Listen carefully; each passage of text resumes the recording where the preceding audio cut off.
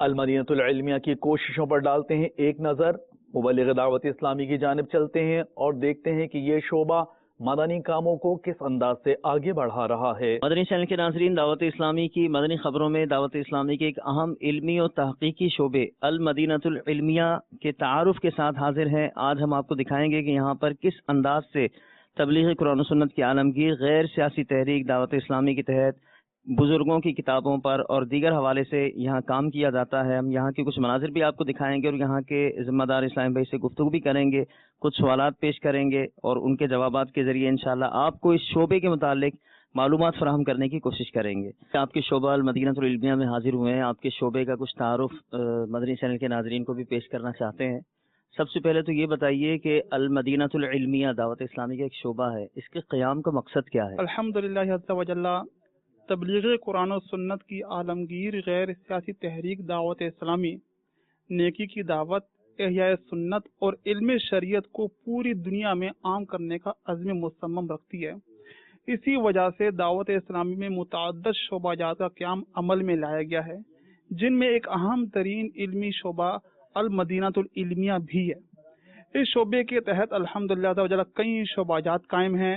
اس شعبے کا المدینۃ العلمیہ کا مین مقصد اعلیٰ حضرت رحمۃ اللہ تعالی علیہ کی گراں مایہ تصانیف کو عصر حاضر کے تقاضوں کے مطابق حتی المقدور سہل یعنی آسان اسلوب میں پیش کرنا ہے۔ الحمدللہ جب ہمارے ہاں کتب پر کام ہوتا ہے تو سب سے پہلے اس کی کمپوزنگ ہوتی ہے۔ کمپوزنگ کے بعد اس کو اصل سے تقابل کر لیا جاتا ہے، جو منقولہ کتاب ہوتی ہے۔ اس کے بعد صرف پروف ریڈنگ نہیں ہوتی کہ لفظی غلطی دور ہو جائے، بلکہ الحمدللہ عز و جل ہمارے المدینۃ العلمیہ میں اس کی تخریج ہوتی ہے۔ تخریج ہونے کے بعد اس کی تسہیل بھی ہوتی ہے۔ کسی بزرگ کتاب ہے، اس میں اگر اس دور کے مطابق اگر عوام اس لفظ کو نہیں سمجھ پاتی تو اس کا بہت آسان معنی بھی کر دیا جاتا ہے، وہیں بریکٹ میں کر دیا جاتا ہے یا پھر نیچے حاشی میں اس کا تسہیل یعنی آسان انداز میں اس کا معنی لکھ لیا جاتا ہے۔ ماشاء اللہ، بہت اچھی معلومات آپ نے فراہم کی آصف بھائی۔ اب یہ بتائیے کہ ابھی کچھ مکتبۃ المدینہ شائع ہونے گیا ہے آپ کے شعبے کی طرف سے؟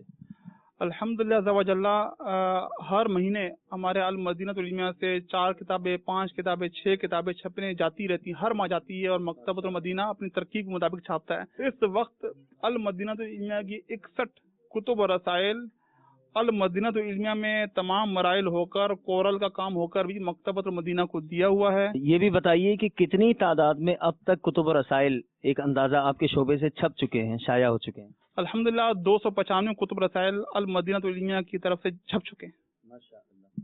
اور ابھی کن کن تصانیف پر کام جاری ہے؟ الحمدللہ عز و جل اس وقت انوار الحرمین فی تفسیر جلالین، اس کی جلد 3 پر کام چل رہا ہے۔ اس کی 2 جلد الحمدللہ عز و جل شائع ہو چکی ہیں اور مختلف درسی کتب پر جیسے حاشیہ قدوری وغیرہ مختلف درسی کتب ایسی ہیں جن پر کام چل رہا ہے۔ اور صراط الجنان جلد 8 پر کام چل رہا ہے ہمارے پاس۔ معرفت القرآن جلد 3 اور جلد 4 پر کام چل رہا ہے۔ اس طرح فیضان ریاض صالحین جلد 3 4 5 پر کام چل رہا ہے۔